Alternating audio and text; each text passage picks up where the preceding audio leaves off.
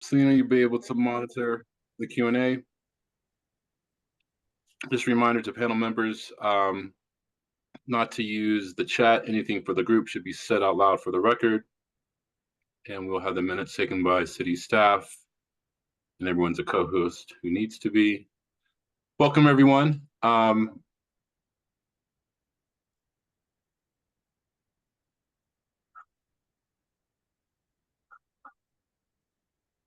The City of Boulder Police Oversight Panel is committed to accessibility and inclusivity. The board engages in some significant effort to ensure its documents can be reviewed by all persons. Some materials of the board, such as the annual report, cannot be made fully accessible without some loss of information. If you or anyone you know has trouble viewing our annual report packet or other materials, please contact board staff or email duenass@bouldercolorado.gov, and we'll be happy to work with you. You can also reach out to our city's ADA coordinator at accessibility@bouldercolorado.gov. We also acknowledge the Arapaho, Ute, and Cheyenne tribes, the traditional custodians on the land on which the Police Oversight Panel and the Boulder Police Department operate, and pay our respects to their elders past and present. Our complete and full land acknowledgement can be found in Article 3 of our bylaws. And just a reminder to our panel members about the agreements we made during our retreat earlier about the way we treat each other and this business. I'd also like to welcome any public and potential press. Thank all the panel members and thank everyone for being here, and just acknowledge any moment in the week or that may have been challenging. Thank you for your participation and engagement. If there are any questions, you can use the QA, but if there are larger things, please save them for the public comment section at the end of the meeting. And if you want to submit a complaint, our address is bouldercolorado.gov/services/police-oversight, or you can email the panel directly at policeoversightpanel, all one word, @bouldercolorado.gov. Our meetings are public and will be posted to our website.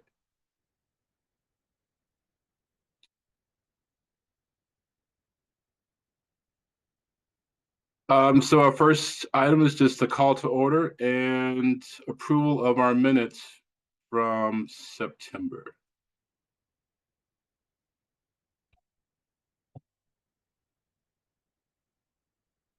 Any corrections or a motion to approve? I'll motion to approve. Thank you, Lizzie. Second. Thank you, Malin. So our first agenda item is the community outreach and engagement update. Just definitely want to give a thanks to Milan and Soledad for all their service. And I'll just hand this off to Milan or to Bill for the update. We have to vote first for the accepting the minutes. Do you have a vote to approve the minutes?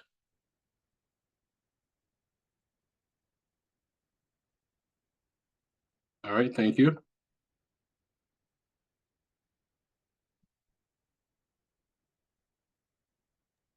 And go. Yeah, I don't think Bill is here. I don't see him, so I'll speak. Soledad and I for various reasons. I'll speak for myself. Just being involved in too many things, I've decided to step back from the co-chair position with the communication and engagement committee. Community engagement and communication. You would think I'd know this title by now, but Bill, who had shown interest before, was asked if he was still interested. He was, and gracefully accepted the position as chair right now, but we're looking for a co-chair. So, there's Bill. Perfect. So I think having a co-chair would be great. So if any of you are interested in that, Bill, welcome. We're talking about. I heard that. Yeah, good. And so I said I'm still staying in that committee. I still want to be involved.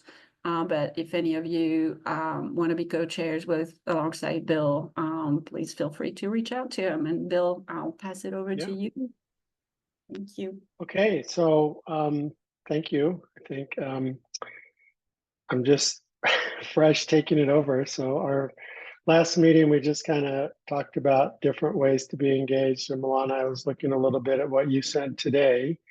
So appreciate that, just ideas. And I think there's two approaches to community engagement. One is just handing out flyers everywhere we go, and another is more formal. So I think what I'll do is kind of put some kind of formal, just a few questions together to just kind of figure out networks that you all have that might be places where we could engage and just kind of see where there's things that are already happening. I've talked to Sherry a little bit about that in terms of things the city's already engaged in and ways that we can kind of piggyback on those so we're not having to create our own events. And so any ideas that you all have, be really open to hearing them.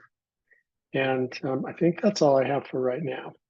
Luna and I are going to talk about some ideas that they have about some community engagement stuff later this week. So we'll kind of keep you in the loop as things come up and as ideas are shared to just get everybody's feedback. So any thoughts anybody has about the community engagement piece? We'll share the newsletter thing. Yes. So me and Luna had a conversation, and there's a newsletter that goes out to the whole city. I forget what it's called or who's going to get it. Right. And so we have some space in that citywide newsletter. So this time we just chose to do an interview with a newer panel member and an older panel member. That's going out in November. So that should hopefully generate some conversations. So just wanted to share that. And thank you, Luna. And that was an interview with you and Luna, right? Yeah, thank you the so newer, much. the newer and the veteran. Yeah, I'm really excited for this article to come out. If anyone wants to read it ahead of time, I can send it to you. Otherwise, stay tuned.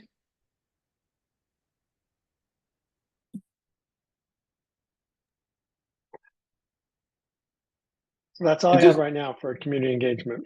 Thank you so much, Bill. And just a reminder with our bylaw changes and things, this is a group effort for community engagement. So we're no longer, pointing to one figure to do it, but it's a task that we can all, carry some water on. Yeah, that's why I say I'll be reaching out to everybody to get ideas and see if you have places where we can insert ourselves. And at a minimum, everyone, hopefully you've made it to the office to get a stack of updated flyers and your business cards, because that can also help in that engagement as well.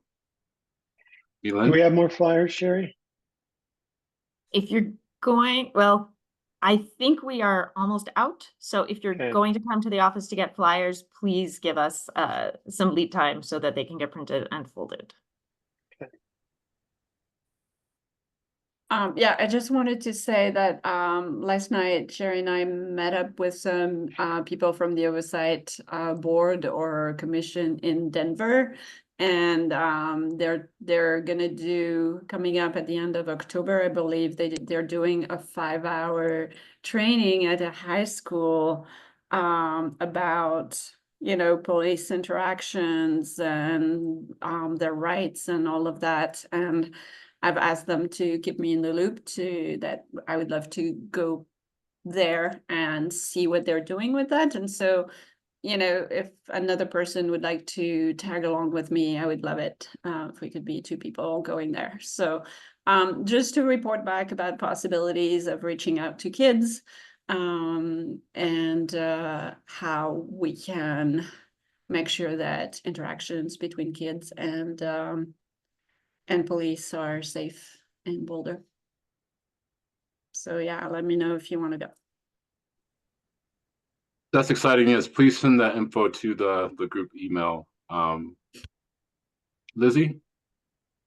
Yeah, just a follow-up question. I may get this info from the email if we send it out, but just to clarify, Milen, so the Denver Oversight Panel is giving the training to high school students to help them better understand their rights and interactions with police. Yes, that's part of their engagement with community and getting community to get to know them and legitimizing their role and building trust. And also preparing the next generation of drivers and partiers to interact with police Cool. Looking and forward to knowing their rights and knowing what a good interaction can look like. Great, thanks.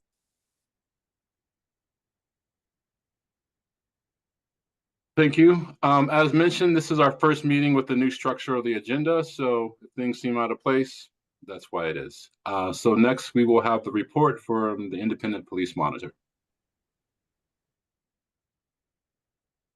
Thank you.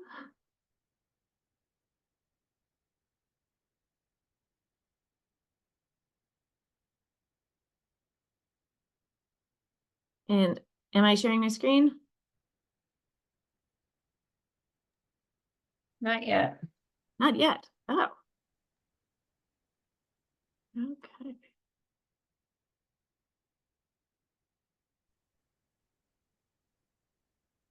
There you go. Okay. It was lined in red, so I thought it was already done. Just a black screen though. What? It's a black screen. Okay. Nothing. Couldn't see anything. Well, thank you for that input.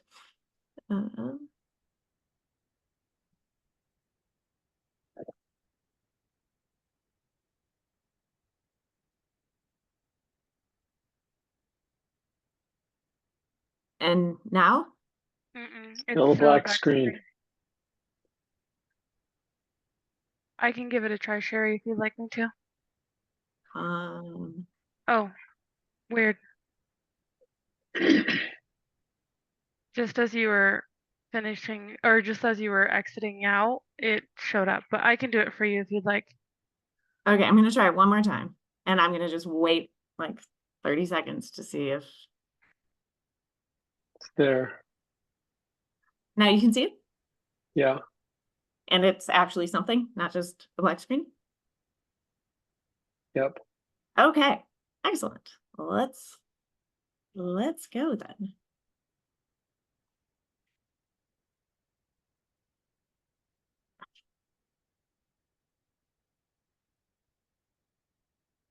Okay.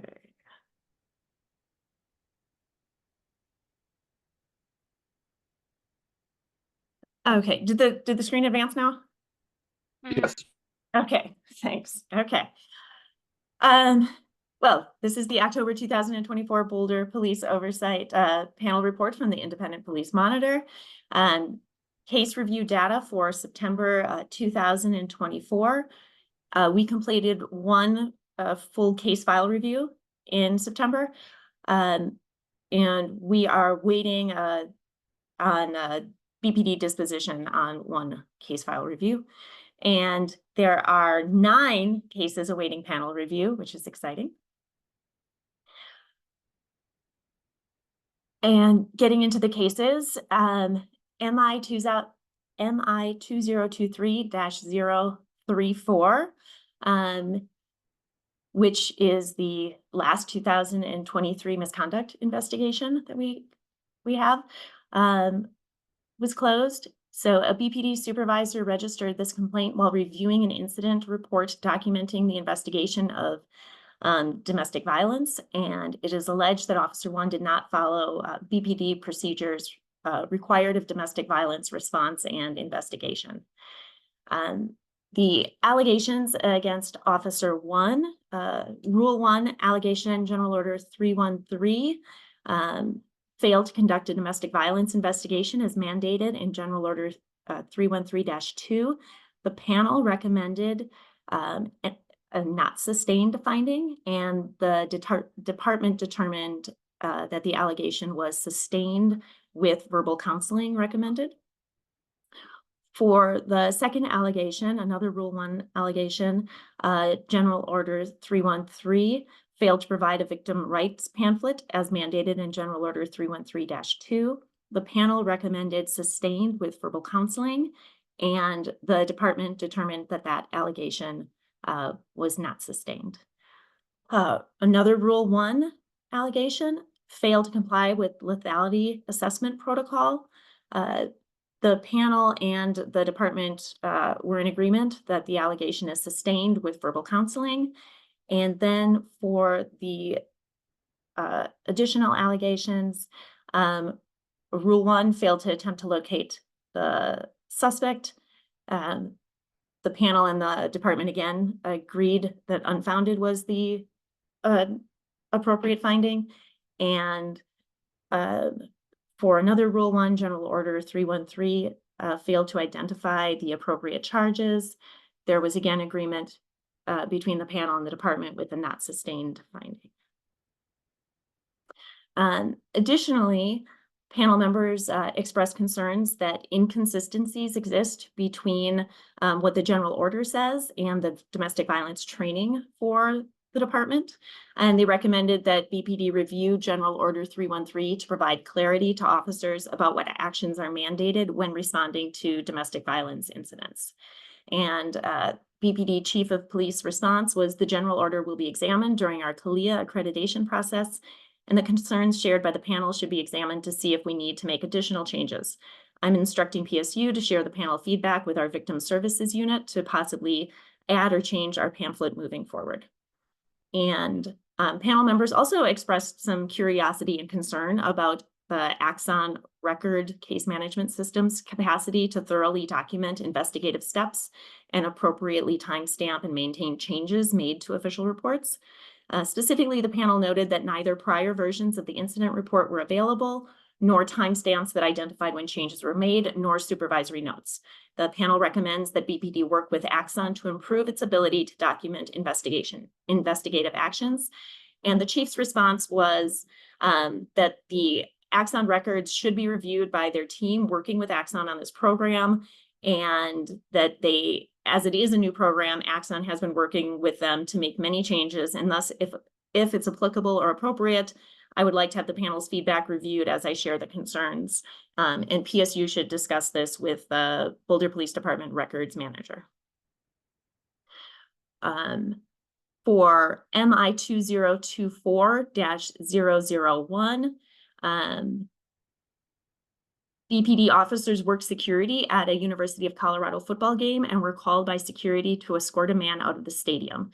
Security reported that the man could not display a ticket and went hands-on when they tried to eject him.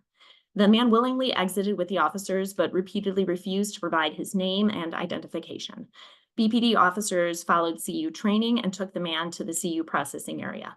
After obtaining his ID, the BPD officers escorted him out of the stadium grounds. In the allegations for Sergeant 1, the first two allegations there, which were compliance with values, rules, and general orders, General Order 101, engaged in bias-based policing based on race, and a Rule 1, General Order 225, which is use of force, failed to practice de-escalation during the interaction. For both of those allegations against Sergeant 1, and Officer 1, the panel recommended unfounded and the department agreed. The third allegation against Sergeant 1 was Rule 1, compliance with values, rules, and general order. General Order 225, use of force, grabbed the man without justification. The panel recommended exonerated, and the department's final determination was unfounded.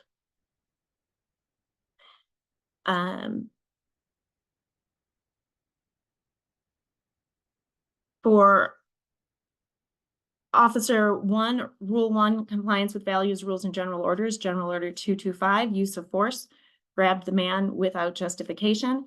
The panel recommended exonerated, and the department agreed. And for Officer 2, Rule 5, police authority and public trust, retrieved the man's ID without justification.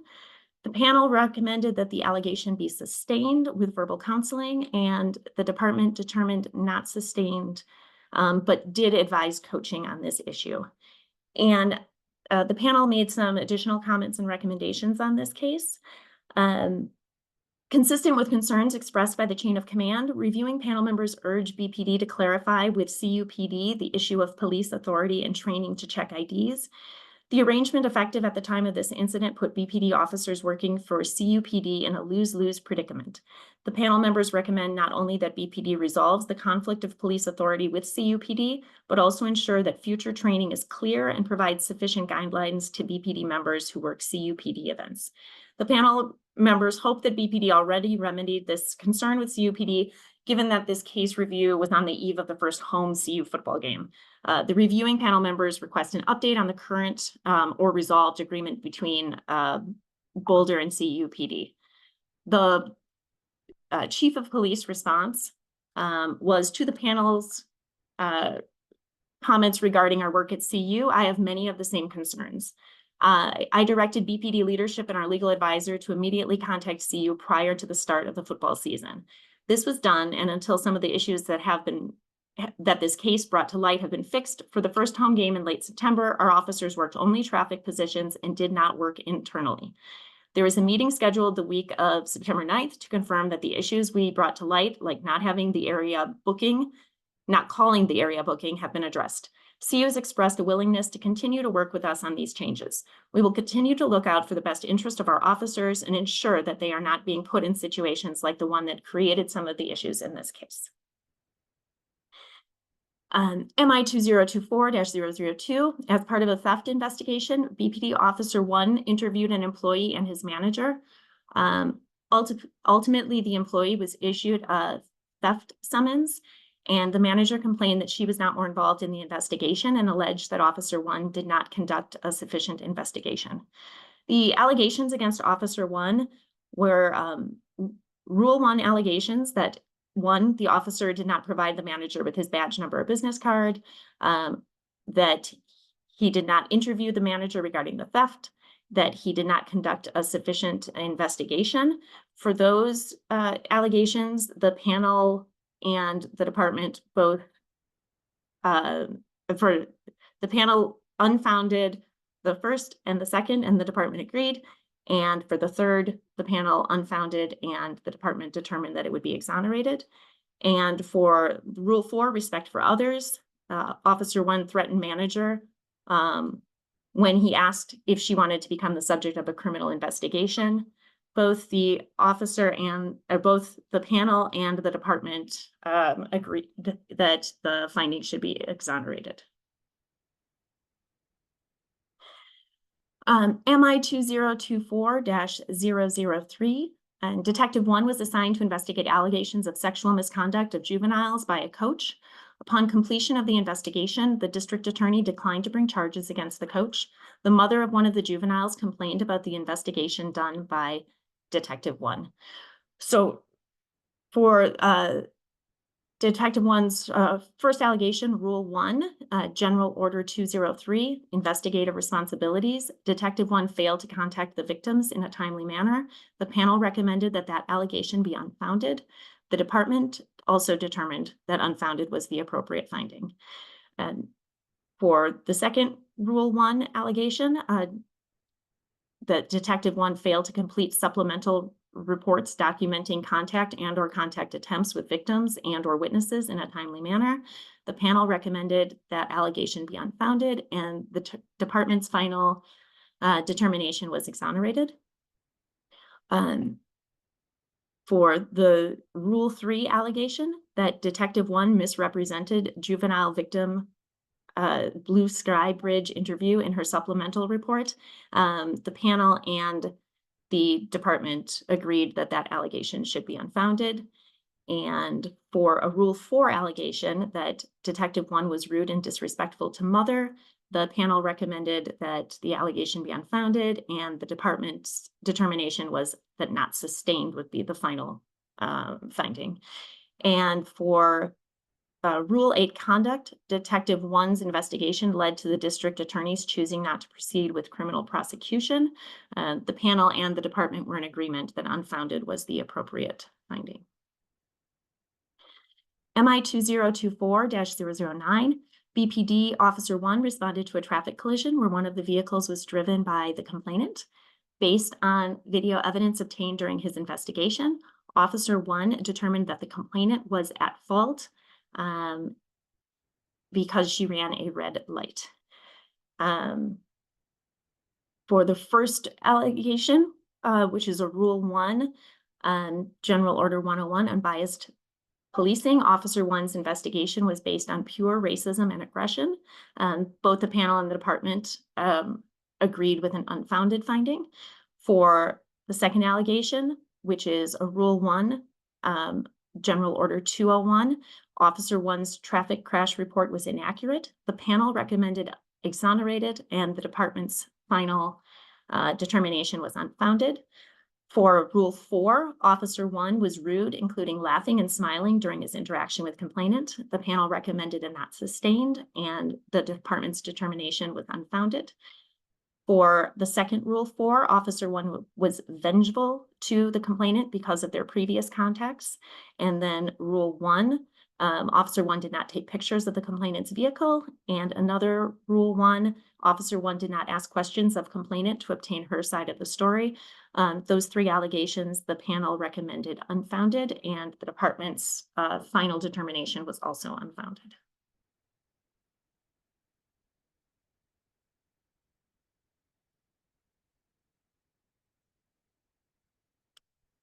MI 2024-011, BPD Officer 1 observed a vehicle that he believed was stolen and initiated a high-risk traffic stop, which included pointing his firearm and handcuffing the driver.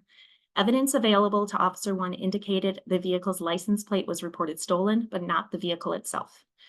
Officer 1 apologized to driver on scene, then sought out guidance on how to better handle this situation in the future, and took full accountability for his actions. So for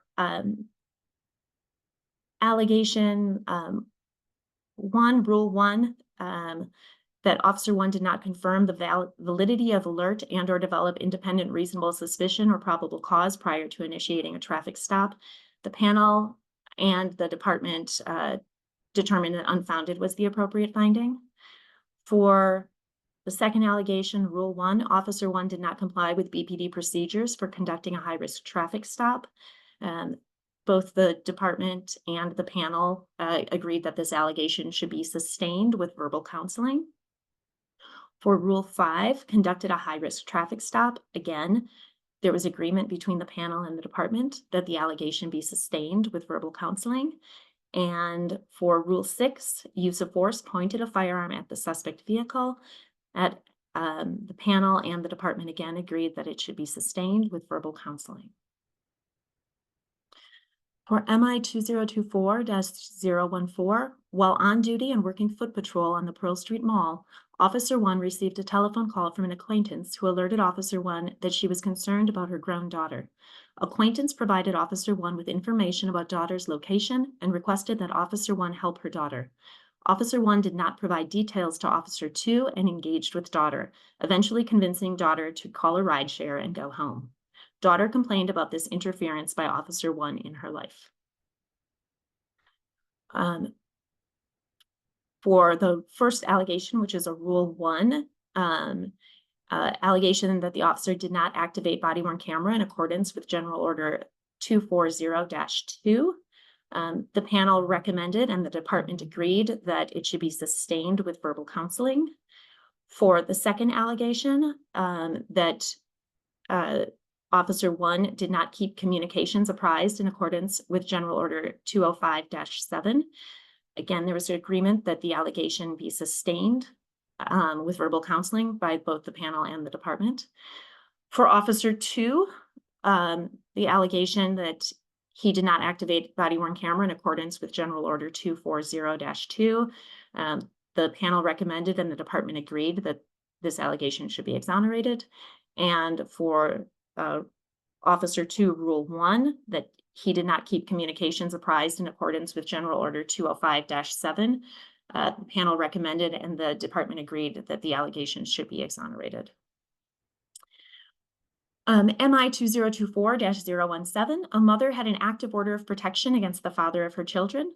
While downtown, her 12-year-old son noticed his father and several of her children greeted their father. Officer 1 quickly located father, whose description of the incident differed considerably from mother's. Son's voluntary description of the incident was consistent with father's. Officer 1 arrested the father for an active warrant. Mother alleged that Officer 1 berated her and did not arrest the father for harassment and violating an order of protection. The Rule 1, General Order 313, that the Officer 1 did not comply with requirements of General Order 313-2. The Independent Police Monitor recommended unfounded and the department agreed.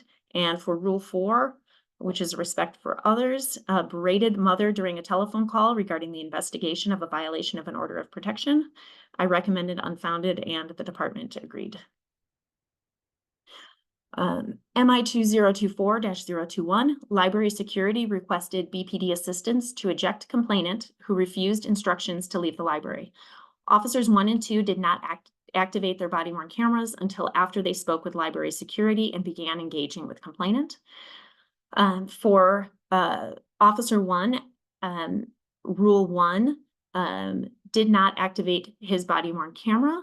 I recommended that this allegation be sustained with verbal counseling, and the department agreed, and that was their final determination. And same for Officer 2, did not activate her body-worn camera. I recommended the allegation be sustained with verbal counseling, and the department agreed. And in this instance, I also made additional recommendations. I urged BPD to reevaluate the training and messaging that officers and supervisors receive about body-worn camera activation. As I previously shared with BPD leadership, late body-worn camera activation is not limited to these 2 officers. Both officers and sergeants have expressed confusion and the desire for more clarity and guidance from BPD leadership on body-worn camera activation requirements. I recommend considering adding the following sentence from the Colorado Revised Statute, Section 24-31-902 to General Order 240 to reduce confusion among officers and supervisors. That language is, the body-worn camera or dash camera does not need to be on when en route to a call for service, but should be turned on shortly before the vehicle approaches the scene. The Chief of Police's response was, to the IPM's point, I agree that organizationally we need to tighten up the timing of our body-worn camera activation, and we have been and will continue to have discussions internally on how to ensure we are complying with policy and the state statute.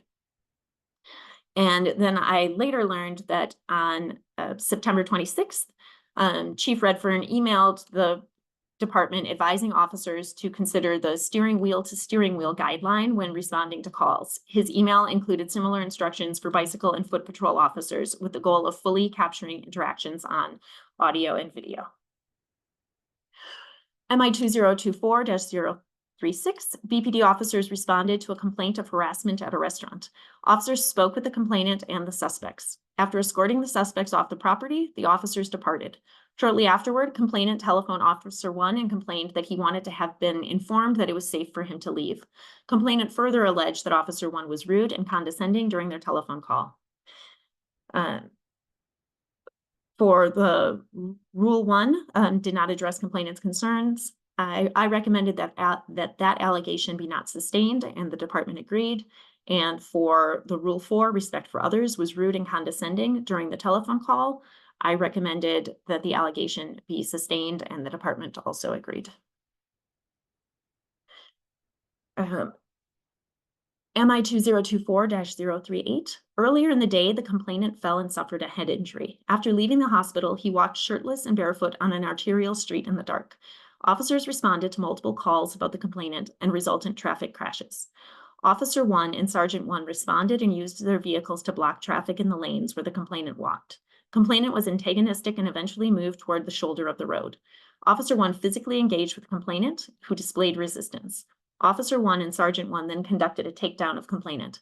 During their fall to the ground, Officer 1 obtained a serious injury. The first allegation, Rule 6, against Officer 1, conducted a takedown of complainant. The panel recommended that that allegation be sustained with verbal counseling. The department's determination was not sustained, but to have coaching. For Sergeant 1, the Rule 6 conducted a takedown of complainant. The panel recommended not sustained, and the department agreed. There were additional comments for this. From the panel, this incident demonstrated that use of force is inherently risky for not only members of the public, but also for the involved officers, and therefore BPD members should exercise other non-force options when available. Panel members recommended that BPD supervisors consider the entirety of General Order 225 when reviewing uses of force. They advocate that BPD supervisors embrace the use of the ICAT methods, non-escalation, and de-escalation during real-life encounters. The chief's response was, while I do not find a policy violation in this case, I do believe that the steps recommended by the panel are appropriate. Coaching by a supervisor or subject matter expert in the use of force and arrest control will occur. Regarding the chain of command review, with my new appointment to chief and new supervisors being promoted, we will meet to discuss these issues, appropriate classifications of findings, and work to see things from a different lens, including reviewing situations that, while not illegal or outside of policy, are not in line with our practices and training and how we can address them. MI 2024-040, the complainant and another resident in his building are experiencing conflict. On multiple incidents, the complainant reported that his neighbor harassed him by preaching to him about doomsday scenarios. Officers have told complainant that neighbor's conduct is protected by the First Amendment. Officer 1, Rule 1, did not take complainant seriously because of his race. I recommended that allegation be unfounded in accordance with General Order 120-1, Section 8, but that the officer receive coaching, and the department agreed with that. And for Officer 2, Rule 1 did not take complainant seriously because of his race. I also recommended that allegation be unfounded in accordance with General Order 120-1, Section 8, and that the officer receive coaching, and the department also agreed. MI 2024-042, BPD officers encountered the complainant sleeping under a tarp on library grounds, and Sergeant 1 instructed complainant to leave. The underlying concern by complainant that BPD officers are criminalizing them for existing is classified as a community inquiry. The City of Boulder prohibits camping on public or private property without consent of the property owners. BPD officers enforcing or threatening to enforce the City of Boulder ordinance or rules is not misconduct. That said, there were 2 allegations that I classified. Sergeant 1, Rule 4, respect for others, harass complainant. I recommended that allegation be unfounded in accordance with General Order 120-1, Section 8, and the department agreed. And for Rule 5, informed complainant that if they did not vacate, they would receive a ticket for camping. I recommended that this allegation be exonerated in accordance with General Order 120-1, Section 8, and the department agreed. For MI 2024-051, the complainant observes officers 1 and 2 make illegal left turns into her apartment complex while responding to a non-emergency call. The complainant declined to proceed with a formal complaint and was satisfied with the officers receiving verbal coaching. Both involved officers received coaching, and BPD commanders reminded patrol officers during briefing trainings on the need to adhere to all traffic laws. Officers 1 and 2 each received an allegation of completed a left turn across traffic where a sign prohibiting left turns was posted. I recommended that the allegation be administratively closed in accordance with General Order 120-1, 3F, and the department agreed for these allegations for both officers. Okay, so the September monthly case statistics. I classified 14 cases in September. 9 of those were misconduct. There was 0 serious misconduct. 1 was classified as a community feedback, and 1 was identified as a conflict facilitation process. I observed 3 interviews. I had 0 scene responses. I deemed 3 misconduct investigations thorough and complete, and there were 15 cases closed in September. regarding the docket, as of October 7th, 2024, there were 40 open cases. 29 of those cases were classified, 11 are pending monitor classification, and there were 10 cases that I saw in PSU preliminary investigations. For 2023, there are now 0 open cases. And just to let you know about the 2024 open cases, all cases that were classified in Q1 and Q2 are either currently in chain of command review or being prepped for panel review. MI 2024-046, which I classified on July 29th, is the oldest case that is under active investigation by PSU. And the update about the December 17th fatal officer-involved shooting, the BPD responded that the request for from my request that the file be prepared for the panel review, they provided information that there are outstanding force review documents that need final approval. A BPD deputy chief shared his expectation that his review should be complete by the end of this week. And actually just a few hours ago, I saw that he emailed his final report to the chief. Some information about community engagement updates for September of 2024. Myself and panel members had a table at What's Up Boulder, and we finalized our police oversight literature and distributed it to entities including Boulder Rec Centers, Boulder Housing Partners, Boulder Public Library, and Boulder Community Court. I also met with leadership from the Boulder Urban Rangers to share information and strategies for investigations of complaints of misconduct that they receive about their officers. And that is the end of my presentation, if anyone has any questions.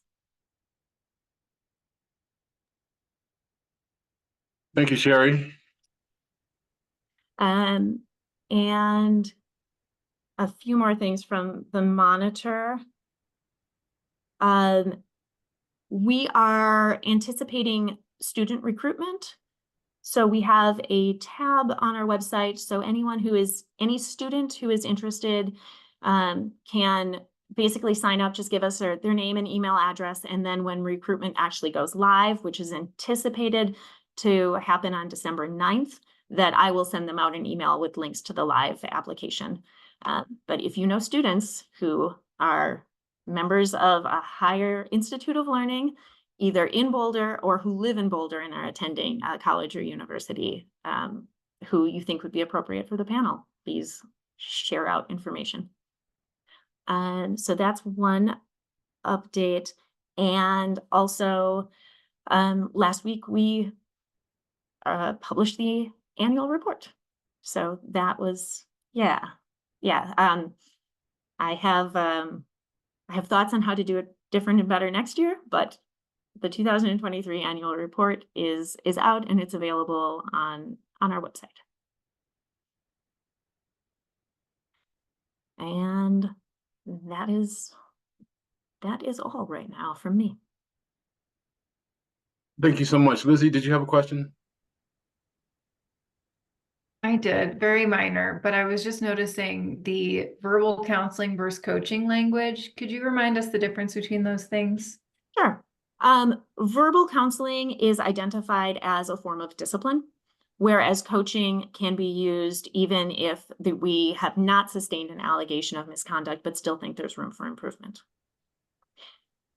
Got it. Thank you. And just for a little bit of clarification, I'm asking for some consistency, because some things talk about supervisory counseling and some things talk about verbal counseling, and they effectively mean the same thing, but hopefully we can just get them named the same in every place. But those two things are the same. And also I just,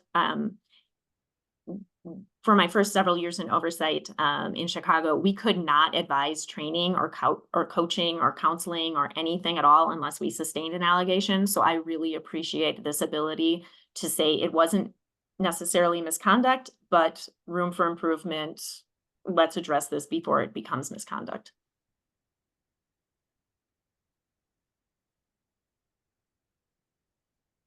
Thank you, Sherry.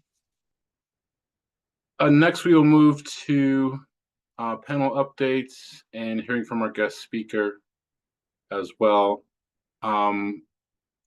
As you saw in the email, I would like to say that Madeline did resign from her position, and we truly appreciate all her service and time and effort and the work that she's still continuing to do and prioritize. So we completely understand that. But we have an update from Farah.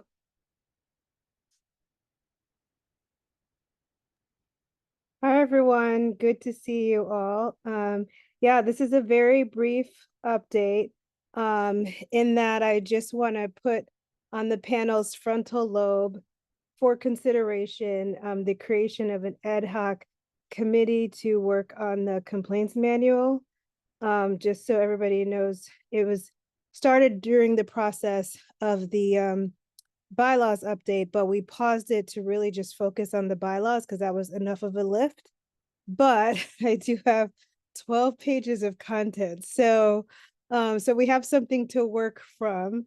And both Soledad and Abigail have expressed interest in continuing on.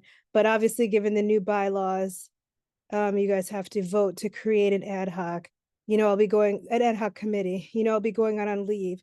So it would be, I'm asking if you could, you don't have to do it today because I don't even know if it's on the agenda, but before January, when I come back, create this ad hoc committee so that when I come back, we can just hit the ground running, start with our 12 pages and work. We do think that this will be a quick turnaround because we have something to work with.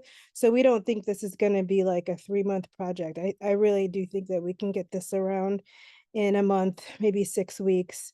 And I want to say it was Maylene probably made this request, but I initially wanted to do something that was like a quick guide. And then as I was typing, I looked up and I'm like, oh my God, this is 12 pages. So I think the request was keep going, give us something substantive, but then condense it to maybe 3 or 4 pages. So we'll have like 2 parts. We'll have the longer version and then we'll have the shorter version that you can just use as a quick guide. So am I right about that, Maylene? I think you made that request. And so that will be easy because once we get the fuller document, it'll be really easy to break it down into something that panel members can use pretty quickly, kind of like a Cliff Notes of sorts from the main manual. So that's really my ask. I'm here also to answer any questions about the bylaws, but it seems like you guys are adjusting pretty well. But yeah, I look forward to coming back in January and getting this complaints manual done for you guys. I think the timing will be pretty good with potentially new panel members coming on board. So I think it'll converge pretty nicely. Thank you, Farah. Do you have any questions? Elin? Oh, I just want to say thank you, Farah. I'm really excited about it. So really appreciate the work you've been putting into that. And yeah, wishing you the best for the next few months. So thank you and looking forward to seeing that in January. And yeah, Thank you're you. amazing. Thank you.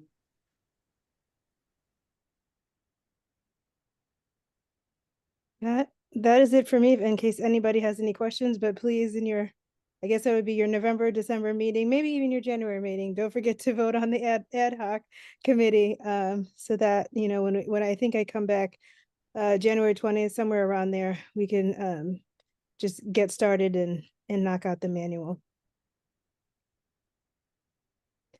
All right. Thank you, Farah. All right. Thank you, everybody. Take care. So our next item is future ad hoc committees. And the first one could be the data project and the parameters around that. Is who's speaking on that one? I put that on the agenda because it seemed like it should be a topic of conversation. So with the bylaws, with the bylaw change, we don't have a legacy committee, but it seems like there is still a significant appetite for some sort of data projects that the panel can work on. So I was just laying that out as like the idea that if there's going to be future data, that we could take some space to talk about, you know, what the next project would look like, and then who would want to be involved in that. Or it can just be a Thanks. conversation, and that who's going to be involved with it or something could be officially voted on at a later time. But I just wanted to put some space on it so that people could talk about it.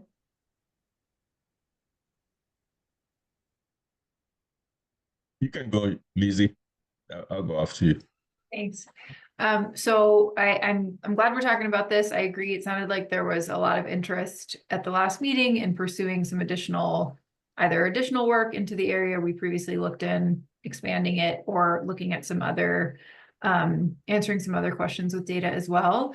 I'm curious, with the new kind of ad hoc committee structure, is the idea that we would propose in this group like a specific data project? We're going to look into stops data, and then we would create an ad hoc committee to do that project? Or are we saying, let's create an ad hoc data committee that will essentially fulfill a similar function as the legacy committee might have in working on, broadly speaking, data projects? I just want to make sure I'm thinking about this the same way you all are. I have the same I have the same queries, because I'm actually not sure how we're going to proceed with this, because in my mind, the legacy committee, it was very clear what was supposed to be done. You know, look at data, past whatever, look at trends. But going forward, I really don't know. So I'm curious to hear what others would say, and for some guidance on how we're going to proceed, or how we're going to do stuff. Thank you, Abigail. Yeah. My understanding of how the bylaws work, and if people are reading it differently, that's also fine, is that the ad hoc committees can be whatever we make it. The urge for ad hoc committees, especially in the legacy context, is we're not always going to have you, Chico and Lizzie, who are so fantastic with data. So giving the panel room to shift in the future. But I think currently, I mean, we have people who are really like smart and good with data. So I think if the panel agrees that we want something more broad reaching, or if we want something specific, I think there's room in the bylaws for either of those based on like interest in the doing. Is my bylaws 2 cents. Thank you, Abigail. Milan, I see your hand. Yeah, I'm wondering if maybe because of what Abigail just said, you know, like right now we have 2 wonderful people taking, you know, who are involved in it and data.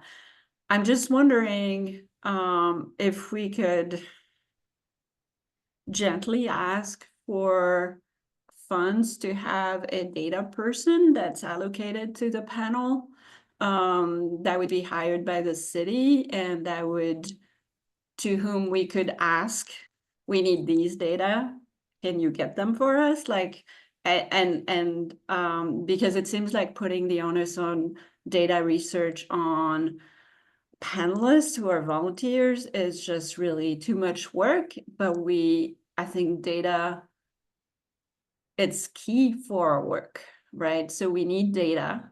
We absolutely need data. We need more data. We haven't had data really.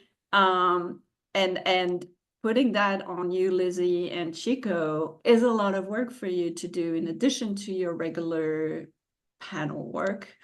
And so I'm just like looking forward, you know, I think we should make a priority of having someone who's also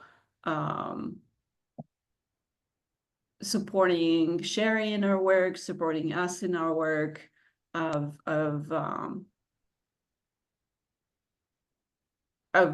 having the data that we need to be able to make the changes that we want.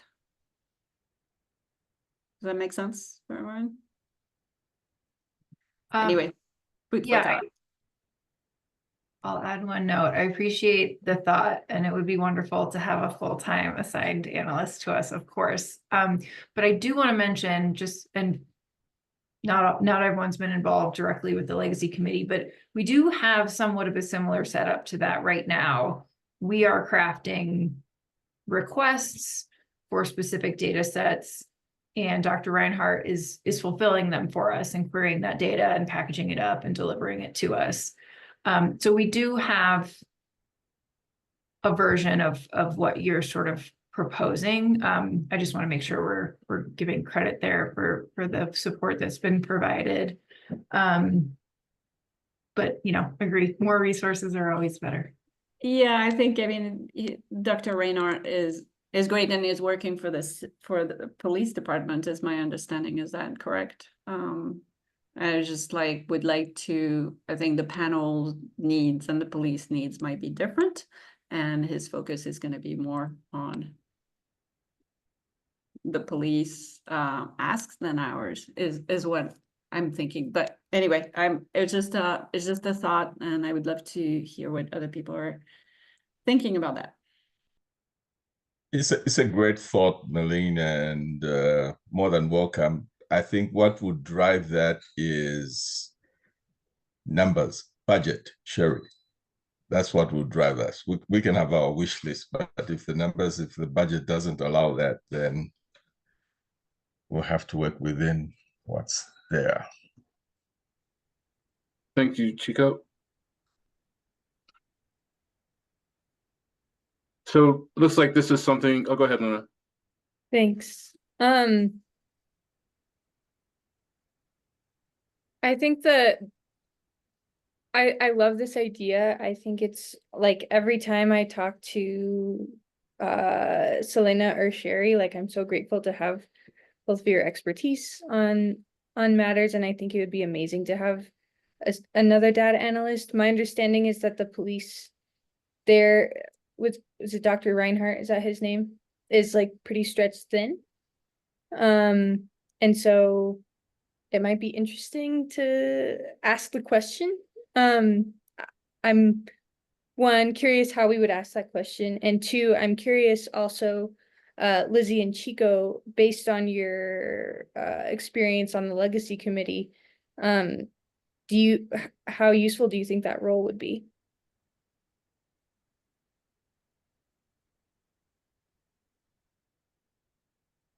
I'd be interested in hearing a little more about exactly what we're envisioning, like a dedicated data analyst that is a Boulder City employee and only works on projects for the police oversight panel. Is that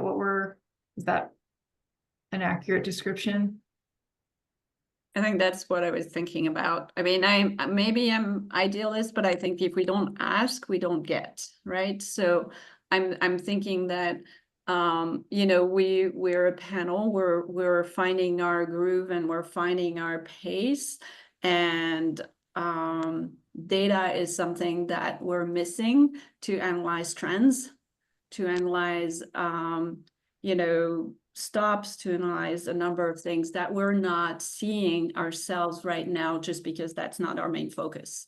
But those would inform us about changes that are needed at the police department, or even the way we look at things. It would inform us to, we would be more accurate in the way we approach things. And so I think that's really, really, really important. I think data is key to our work in general, and I think we can be completely justified in asking for the extra budget that would entail.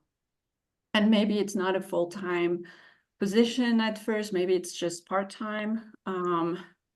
But I think that would that would expand our horizon of possibilities. And I think that for us to become more efficient, data is absolutely key. Yeah, Sherry, Thank do you. have a thought about that? Yeah, so for both Milen and I are at NACOL right now, so our brains are buzzing with ideas from learning about what some of our peers have been doing, and the possibilities, and how everyone wants more resources to be able to, you know, go deeper into the work that we do. So yeah, my mind is also thinking of, you know, how given the fact that city council is probably in a few days going to approve or at least have up for second vote, the 2025 budget, like what are ways to try to get more expertise and assistance without probably being able to have a full-time employee. So the wheels are going. Yeah, knowing this is a extremely difficult budget environment, I believe, maybe we could look at, I don't know if there's an opportunity for grant funding or any other creative funding sources we could look into, but. Okay, well, we still have a lot more important things to talk about tonight, and we haven't had our bio break. So it's time for our 5-minute break.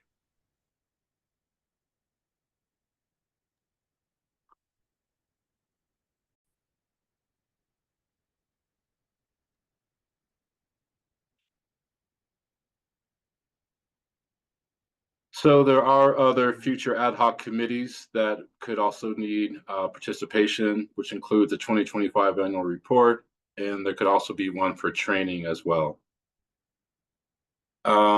Soledad and I will participate in the city council study session on the 24th, also Sherry.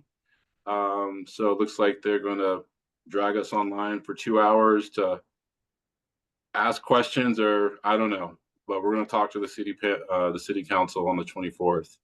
I don't think that one's going to be streamed or anything, right? It's a private session. Sherry, do you know? No, those are public. Okay, so if you're interested, there you go. Next, we have the public comment section. So any members of the press or the public, we do have public comment.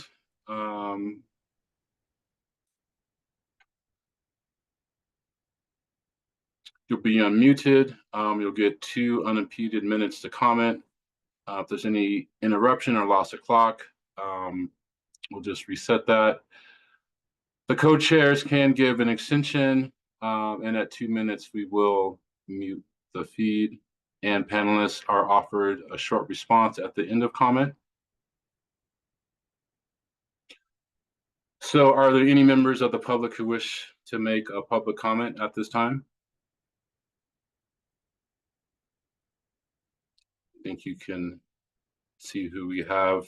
We have Lopan Kunga. Yes, I'm here. Okay. You are unmuted. Would you like to make a comment? Sure. This was very informative. I really appreciate the work that you all are doing.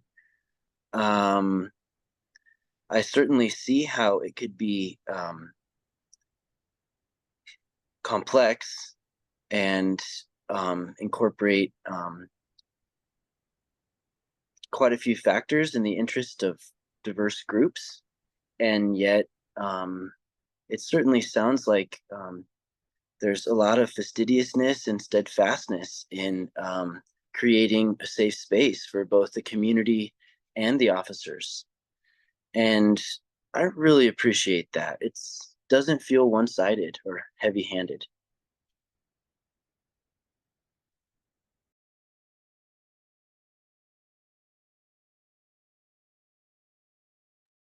Is there anything else?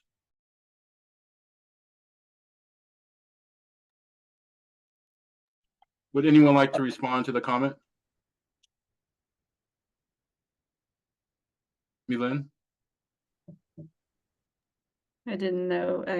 yeah, I just want to thank Lupon for his comment and for being here. It's always nice to have a member of the communities to our meetings, and really appreciate you being here. So thank you very much, and thank you for your comment. Thank you so much, Mylene.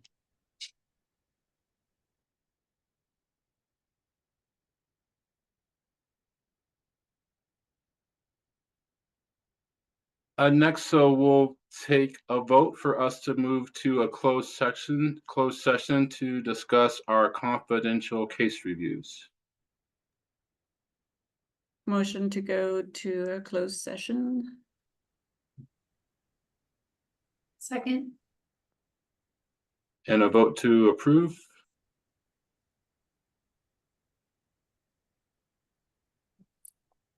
So we will go to, is it 30 minutes or 20 minutes? Thought it was 20 minutes. So we will go to a closed session for 20 minutes, and we'll be back in 20 minutes.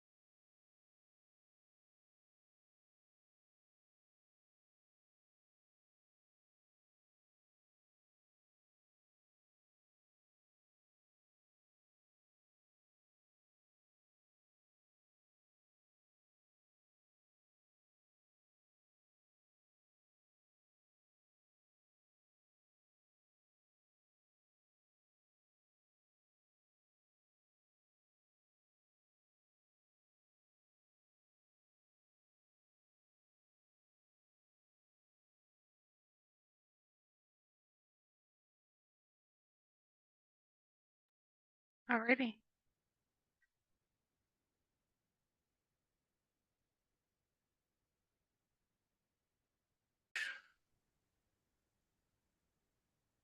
We just returned from the closed session, and our next item is case review voting, case assignment status, and assignment for new cases. And these As are, with our new, oh, sorry. oh, I bet you were gonna say the exact same thing I was gonna say. As with our new system, we have a roll call vote. We're gonna do this 9 times, so let's just make it smooth. Smooth as possible for the people who are going to keep track of our votes. So is everyone ready to vote? Are there any other questions? Okay, thank you for doing your math. Sorry.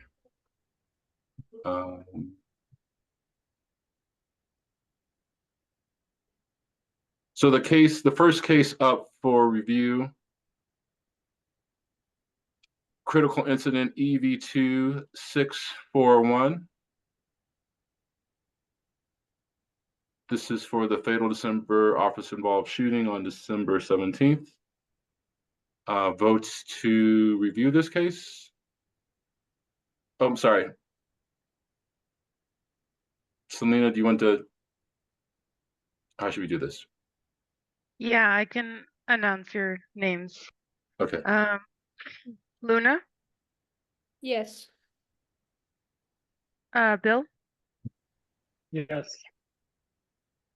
Victor, Yes. Abigail, Yes. Lizzie, Yes. Milan, Yes. Chico. Yes. Thank you. The next case, critical incident EV2764. This is the July 28th taser deployment, firearm discharge that led to the euthanation of a dog. Votes to review this case. Selena will do the roll call. Okay. Luna, Yes. Bill, No. Victor, No. Abigail, No. Lizzie, No. Milan, Yes. and Chico. Sorry, did you say no? No. Okay. Thank you. The next case, MI 2024-056. Officer 1 has a Rule 4 violation, respect for others, and Officer 2 has a Rule 4 violation, respect for others. Victor, do you mind rereading the case number, please? MI 2024-056. Okay. Luna, No. Bill, No. Victor, No. Abigail, No. Lizzie, No. Milan, No. and Chico. No.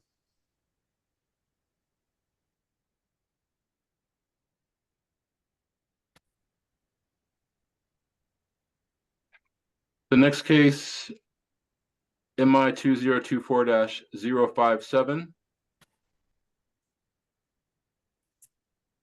There's a Rule 1 allegation. Compliance with values, rules, and general orders. Okay. Luna, No. Bill, No. Victor, No. Abigail, No. Lizzie, No. Milan, No. and Chico. No.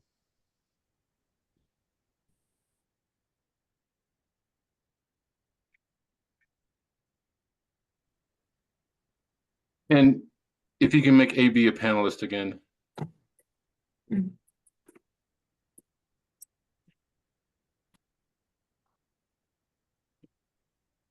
The next case, MI 2024-059.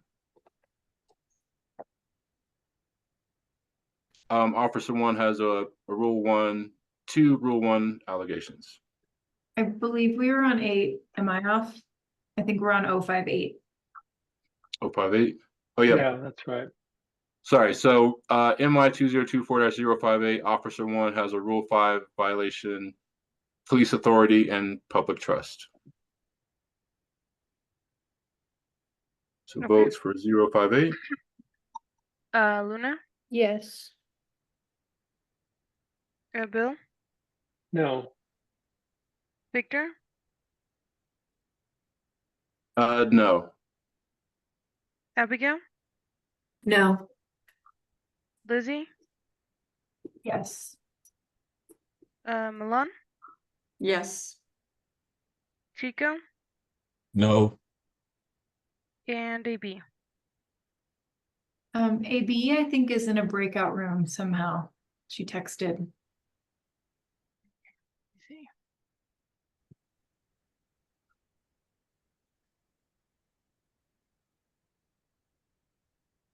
It's weird. I don't see her in a breakout room. Yeah, I don't either. She just said she's by herself in a room. She's back in the attendees. Oh, okay. There she is.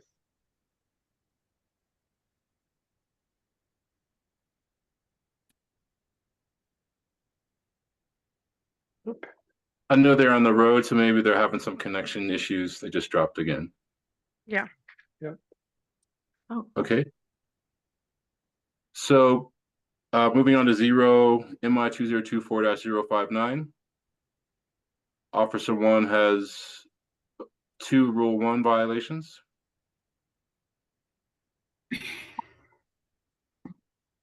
Okay.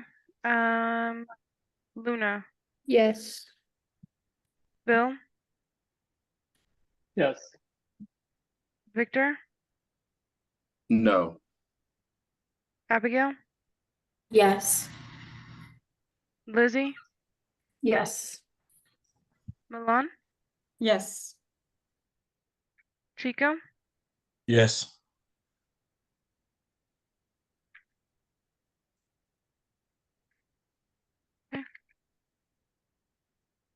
The next case, MI 2024-060, Officer 1 has a Rule 1 allegation compliance with values, rules, and general orders.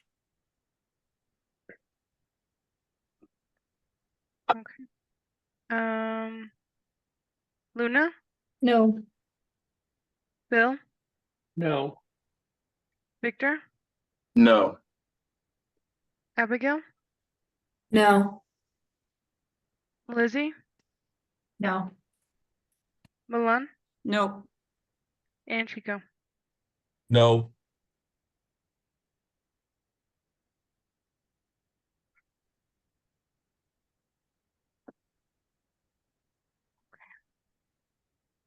AB said no Yeah, I saw that. Thank you. in your text.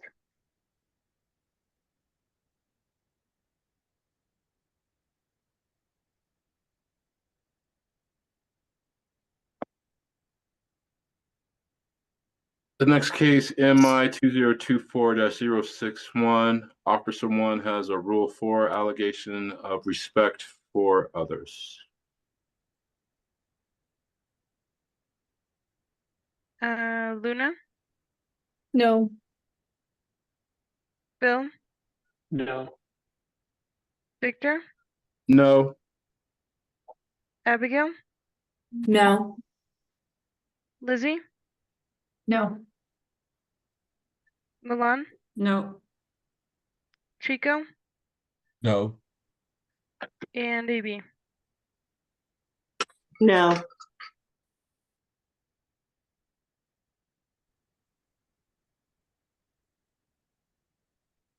Thank you. The next case is MI 2024-062. There are unknown officers for this complaint, and the allegation is a Rule 4 violation of respect for others.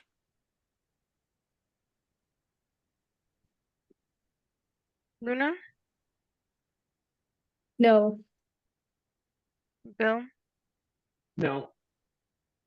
Victor, No. Abigail, No. Lizzie, No. Milan, No. Chico, No.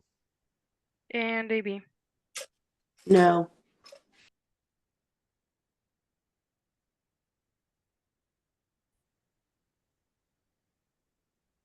Thank you. The next case, MI 2024-063.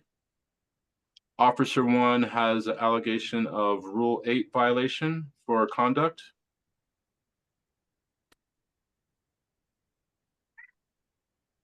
Okay. Luna, No. Bill, No. Victor, Yes. Gail, No. Lizzie, Yes. Milan, Yes. Chico, No. and AB. Yes.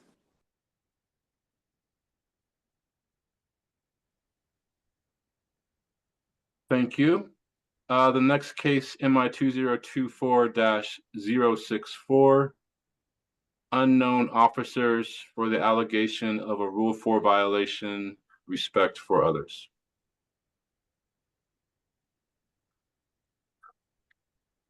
I have a quick question. So there was a tie in the last case. What happens there? I Do we just believe a move forward? tie is as good as a no vote, from my understanding. Okay. Really? Yeah. That's what the bylaws say. It's not a majority. Okay.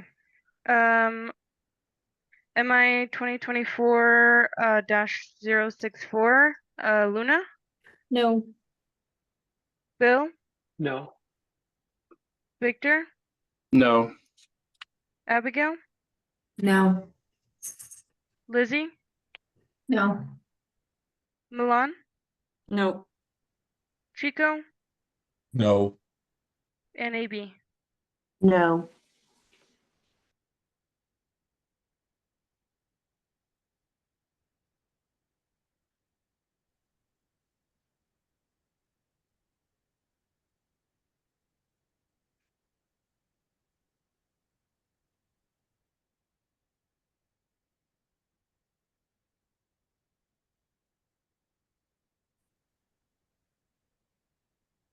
So next we need to assign cases, correct? And we voted to accept, The fatal critical incident and 059 are what my documentation shows. so with the critical incident of 641, there'll be 3 primaries and the rest will just be there as a group, right, for that one? But there'll be 3 voting members that will pick for that. In other or- cases, Victor, if there's more than 3 people who want to be voting members, we've allowed more than 3 people to sign up. And in fact, it's nice if more people sign up. So then if there's a conflict or something, we have backup. Who would like to sign up for EVT 641?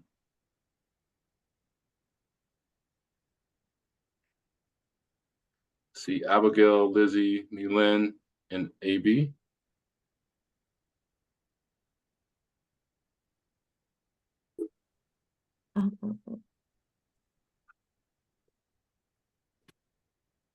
And then the next case was 059, is that correct?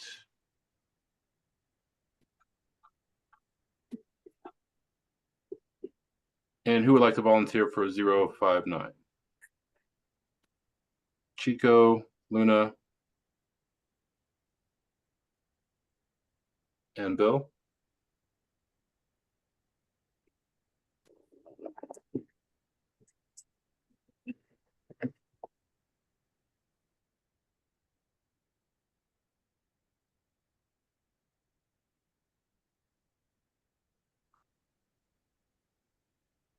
Well, awesome. Thank you everyone for that work. It's also nice to note that the conflict facilitation process was successful for a case last month. So that was It tied hasn't to, happened. It hasn't has not happened yet? happened, but the parties agreed to do it, and it's been referred to the mediation conflict facilitation people. Well, that's nice to know that there are, some possible other outcomes that don't include us, and there's, other possibilities. Yulin? Is this a good time, Victor, to ask a question that was not on the agenda?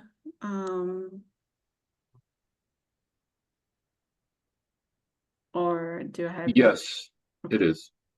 I'm wondering if we could reconsider the Monday evening meetings because it used to be every Wednesdays, and I don't think that was any issue, and then we had to reschedule at some point up to Mondays.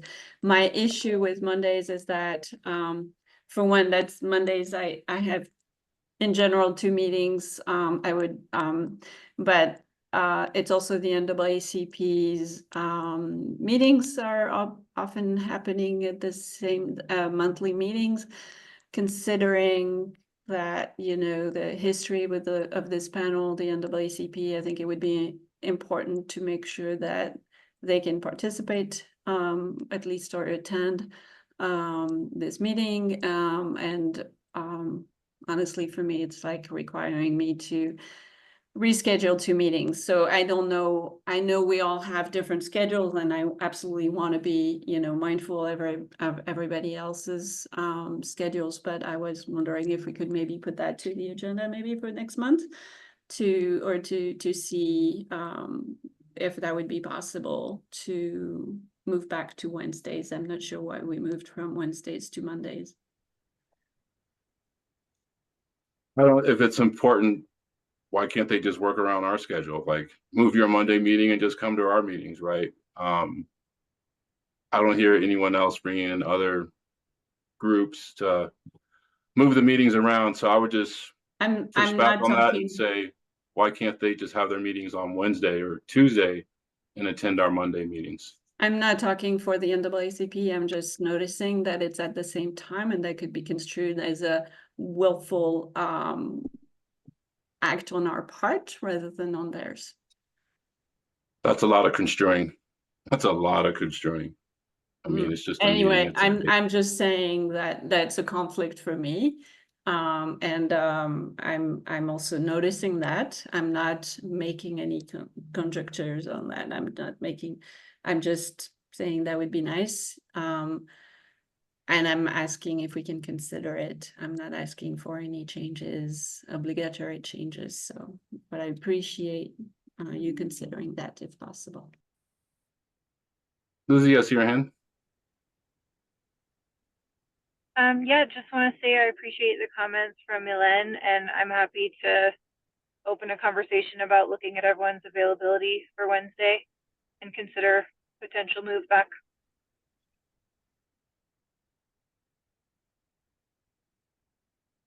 I mean, the reason that it changed was because people were having conflicts, and we put it out to a poll to see when people had the most availability, and the Monday night is what did work. But if people want another poll to be sent out to see what time works the best for people, that I'm offering Selena to do such a thing. I don't remember a poll, but yeah, maybe, I mean, if it was a poll, then I stand corrected. I don't remember the poll about our Monday meetings, but We don't have the intent to willfully construe a meeting so other people can attend. Like we're just trying to find a time to meet, right? That's not on our agenda, so.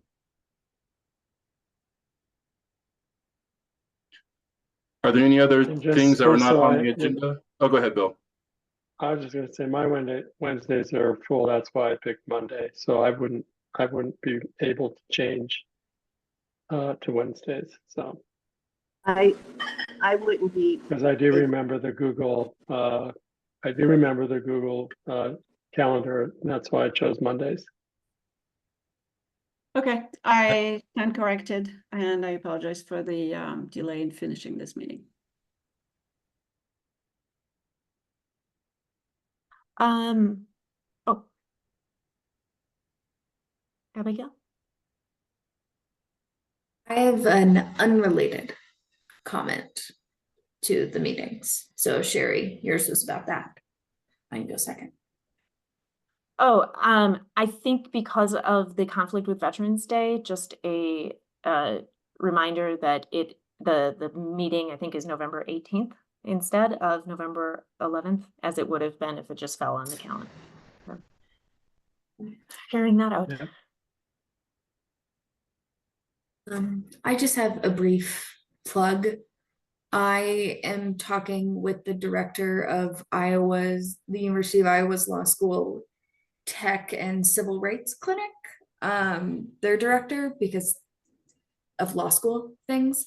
And the new Axon AI reporting that Chief Redfern brought up to us, because they've started to think about that. So if you have any questions about it that you would like me to ask a tech policy lawyer, let me know.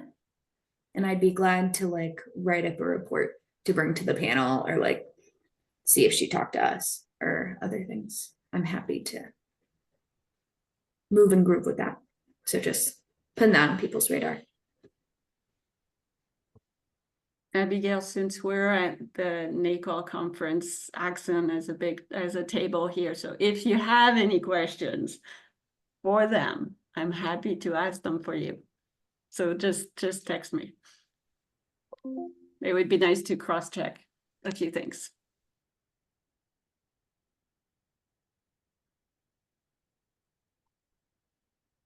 Well, thank you everyone for your participation and engagement tonight. Have a safe rest of your week, and it's good to see you. Hi, everyone. Thank you. Take care. Bye. Bye.